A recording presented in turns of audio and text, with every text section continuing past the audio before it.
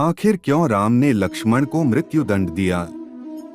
रामायण में वर्णित है कि श्री राम ने न चाहते हुए भी जान से प्यारे अपने छोटे भाई लक्ष्मण को मृत्यु दंड दिया था। आखिर क्यों भगवान राम ने लक्ष्मण को मृत्यु दंड दिया था? यह घटना उस वक्त की है जब श्री राम लंका विजय के बाद अयोध्या लौट आए थे और अयोध्या के राजा बन गए थे। लक्ष्मण ने जीवन भर श्री राम की सेवा की, ये बात तो सभी जानते हैं, लेकिन उनकी मृत्यु कैसे हुई, ये बात बहुत कम लोग जानते हैं। ये बात वाल्मीकि रामायण में बताई गई है। रामायण के अनुसार श्री राम ये बात जानते थे कि लक्ष्मण की मृत्यु का कारण भी वो ही बनेंगे, लेकिन मर्यादा पुरुषोत्तम ने अपने दिए हुए वचन को निभाया। वहीं लक्ष्मण ने भी एक अच्छे भाई होने के अलावा अपनी प्रजा के लिए त्याग किया। रामायण की कथा के अनुसार श्री राम को न चाहते हुए भी अपने प्रिय अनुज लक्ष्मण को मृत्यु दंड देना पड़ता है। लंका विजय के बाद जब श्री राम अयोध्या लौट आते हैं और अयोध्या के राजा बन जाते हैं, लक्ष्मण के माध्यम से सीता को वन में भेज दिया जाता है और अयोध्या का राजकाज सहज गति से चलने लगता है। एक दिन यम देवता कोई महत्वपूर्ण चर्चा करने श्री राम के पास आते हैं। चर्चा प्रारंभ करने से पूर्व वे भगवान राम से कहते हैं कि आप जो भी प्रतिज्ञा करते हो उसे पूर्ण करते हो। मैं भी आपसे एक वचन मांगता हूँ कि जब तक मेरे और आपके बीच वार्तालाप चले तो हमारे बीच कोई नहीं आए, और जो आए उसको आपको मृत्युदंड देना पड़ेगा।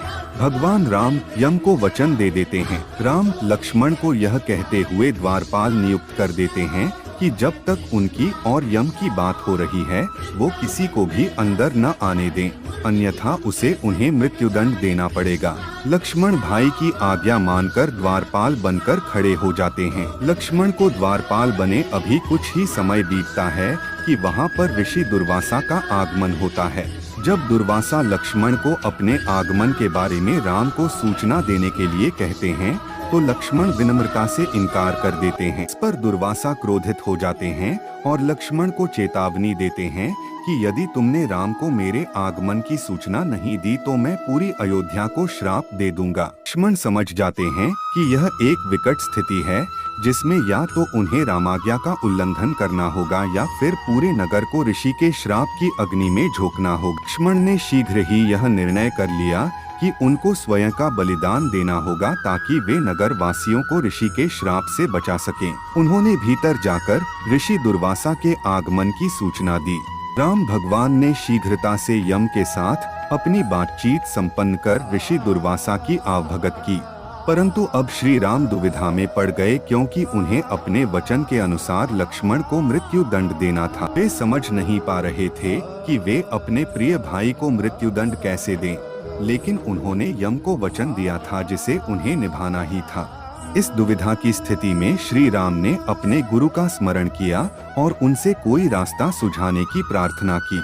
गुरुदेव ने राम को कहा कि अपने किसी प्रिय का त्याग उसकी मृत्यु के समान ही है, अतः तुम अपने वचन का पालन करने के लिए लक्ष्मण का त्याग कर दो। जैसे ही लक्ष्मण ने यह सुना उन्होंने राम से कहा कि आप भूल कर भी मेरा त्याग नहीं कर सकते हैं। आपसे दूर रहने से तो यह अच्छा है कि मैं आपके वचन का पालन करते हुए स्वयं मृत्यु का वरण कर लूं। ऐसा कहकर लक्ष्मण जल समाधि ले लेते हैं।